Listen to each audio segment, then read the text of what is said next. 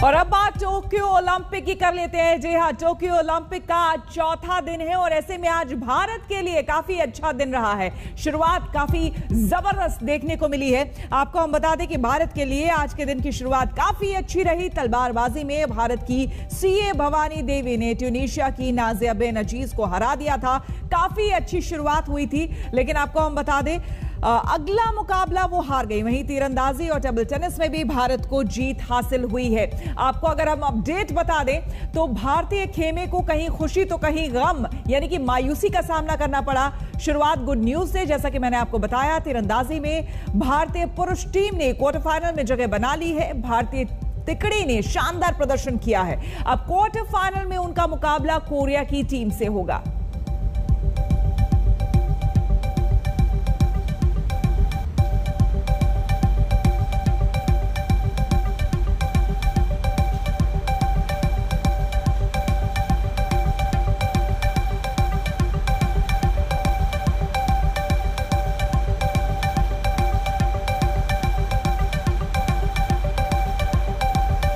आपको बता दें कि टेबल टेनिस में भी अच्छी खबर सामने आई। दूसरे दौर में शरत कमल जीत गए हैं। ये काफी अच्छी खबर है और इससे मेडल की उम्मीद जो है वो जाहिर सी बात है और बढ़ जाती है। सुबह 10:15 बजे कोरिया से होगा क्वार्टर फाइनल। आज जो आगे मैचेस होने वाले हैं, भारत के शरत कमल तीसरे दौर में है, इसलिए जाहिर सी बात है शरत कमल से उम्मीदें और बढ़ गई हैं। भारत के शरत कमल जो है वो तीसरे दौर में पहुंच गए हैं। दूसरे दौर में पुर्तगाल के टियागो को इन्होंने हराया था। 2-2 की बराबरी के बाद 4-2 से शरत जीते थे। पांचवें गेम में वापसी का मौका उन्होंने नहीं दिया। आज आक्रामक खेल का प्रदर्शन शरत ने किया। और अब बात करते हैं जो आज हमें निराशा मिली। जी हां, तलवारबाजी में भारत की भवानी दूसरे दौर में हार गई हैं। उन्हें फ्रांस की मेनन ब्रूनट ने हराया है। यह पहला मौका है जब कोई भारतीय फेंसर ओलंपिक में हिस्सा ले रहा है। आज सुबह की शुरुआत भवानी की पहले दौर में जीत के साथ हुई थी, लेकिन थोड़ी देर पहले खत्म हुए दूसरे दौर के मुकाबले में वो हार गई।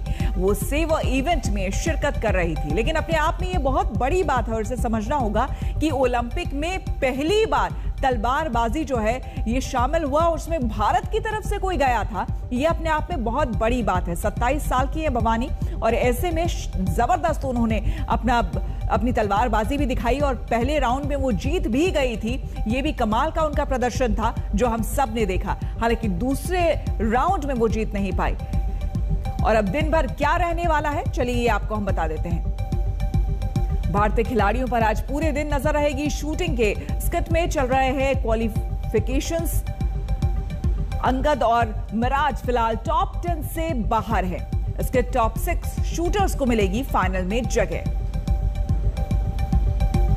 राहुल हमारे साथ जुड़ गए हैं सीधे टोक्यो से। राहुल, आज की शुरुआत तो जबरदस्त रही, लेकिन अभी पूरे दिन ऐसे कई सारे हैं इवेंट्स है जिसमें हमें नजर बना के रखनी है और खास करके मेडल की उम्मीदें भी शरत कमल से काफी बढ़ गई हैं।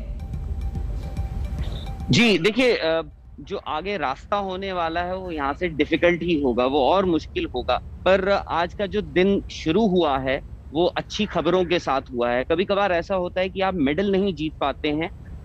जैसे मैं सुन रहा था, अभी आपने भवानी देवी की बात करी, मैंने अभी उनसे बात करी। थोड़ी देर पे आपको उनका एक इंटरव्यू भी मिलेगा, तो उन्हीं से बात कर रहे थे। क्योंकि अगर आप देखिए, पिछला जो रियो ओलंपिक्स हुआ था, दीपा कर्माकर ने कोई मेडल नहीं जीता, पर हर कोई दीपा कर्माकर को जानता है। क्यों? क्योंकि पहली भारतीय बनी जिम्नास्टिक्स में इंडिया को रिप्रेजेंट करने वाली ओलंपिक्स में भवानी देवी।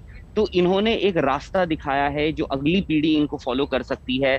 फेंसिंग जैसा एक स्पोर्ट जो इंडिया में इतना पॉपुलर शायद से नहीं है, जिसके बारे में लोग नहीं जानते हैं, आज भवानी देवी के बारे में लोग पूछ रहे हैं कि कौन है भवानी देवी। जिन्होंने क्वालिफाई किया इंडिया के लिए, तो पहला राउंड वो जीती और कन्विंसिंगली जीती। उसके बाद वो वर्ल्ड नंबर 3 के अगेंस्ट थी, वहां उनको वो हार गई। पर कोई बात नहीं, ये एक्सपीरियंस है उनके पास। देखिए, वो फैसिलिटीज, वो एक्सपर्टीज नहीं थी जो शायद से जो बाकी के देश और जहाँ पे फेंसिंग ज्यादा पॉपुलर है उनको मिलती है। पर फिर भी भवानी देवी ने एक अपनी छाप छोड़ी है कि वो क्या कर सकती हैं आगे, अगर उनको सही गाइडेंस, सही ट्रेनिंग और सही फैसिलिटीज मिले।